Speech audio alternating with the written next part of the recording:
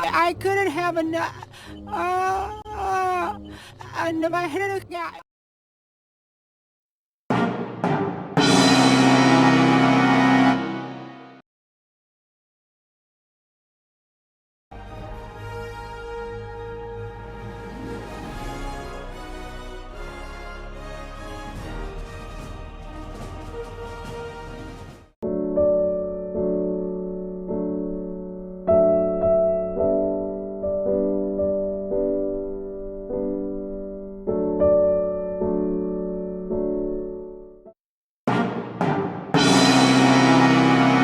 Ai, que maldito pesadelo!